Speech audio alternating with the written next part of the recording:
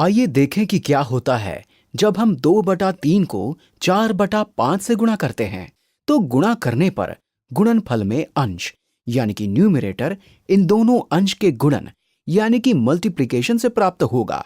तो ये हो जाएगा 2 × 4 और हर यानी कि डिनोमिनेटर इन दोनों हर के गुणन से प्राप्त होगा। तो ये हो जाएगा 3 × 5। तो अब अंश हो जाएगा 8 और हर हो जाएगा 15। और ये भिन्न सरलतम रूप में है क्योंकि 8 और 15 में एक को छोड़कर कोई सार्वगुणज यानी कि कॉमन फैक्टर नहीं है।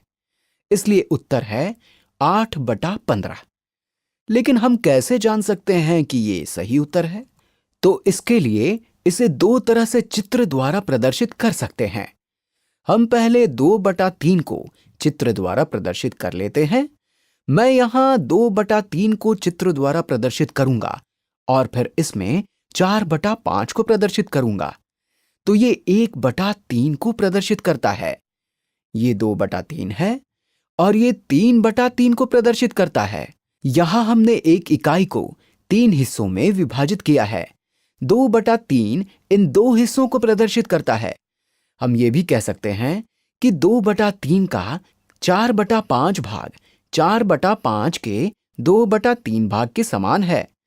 तो हम 2/3 को 1/5 के रूप में किस प्रकार प्रदर्शित कर सकते हैं? इसके लिए हम यहां प्रत्येक 1/3 को 5 हिस्सों में बांट लेते हैं। 1, 2, 3, 4, 5। और अगर हम चाहें तो इस 1/3 को भी 5 हिस्सों में बांट सकते हैं। 1, 2, 3, 4, 5। और हमें यहां 4/5 को प्रदर्शित करना है। तो अब यहां प्रत्येक हिस्सा 1/15 को प्रदर्शित करता है। तो यहां पर 1/15 के कुल कितने हिस्से हैं? 1, 2, 3, 4, 5, 6, 7, 8, 9, 10, 11, 12, 13, 14, 15। कुल 15 हिस्से हैं। लेकिन यहां 15 हिस्से कैसे बने? यहां पर 1/3 के 3 हिस्से थे और उसके बाद हमने प्रत्येक हिस्से को 5 हिस्सों में बांट दिया। इसलिए 3 × 5 हुए 15 यानी कि कुल 15 हिस्से। और अब हमें 4/5 को यहां प्रदर्शित करना है। ये 10/15 को प्रदर्शित करता है जो कि 2/3 के समान है।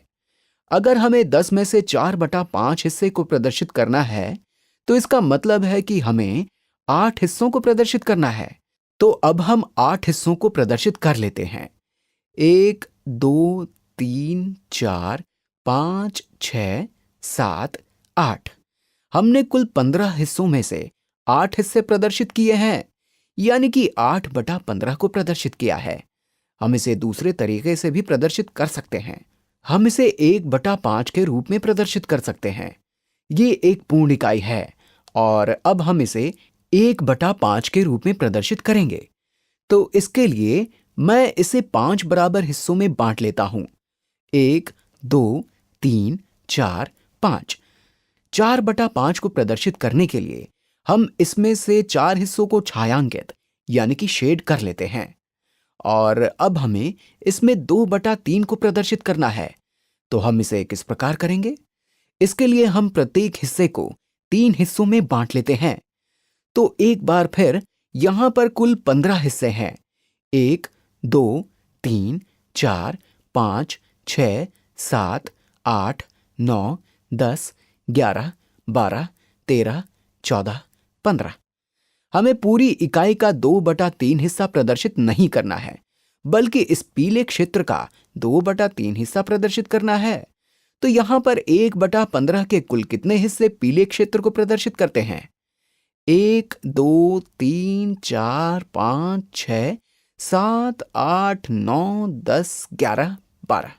अगर हमें 12 में से 2/3 हिस्से को प्रदर्शित करना है तो इसका मतलब है कि हमें 8 हिस्सों को प्रदर्शित करना है। तो अब हम 8 हिस्सों को प्रदर्शित कर लेते हैं। 1, 2, 3, 4, 5, 6, 7, 8। ये 1/15 के 8 हिस्से हैं। तो इस तरह आप किसी भी तरीके से इसे प्रदर्शित कर सकते हैं, लेकिन उत्तर वही रहेगा। पहले तरीके में हमने 2/3 के 4/5 हिस्से को प्रदर्शित किया है और दूसरे तरीके में हमने 4/5 के 2/3 हिस्से को प्रदर्शित किया है।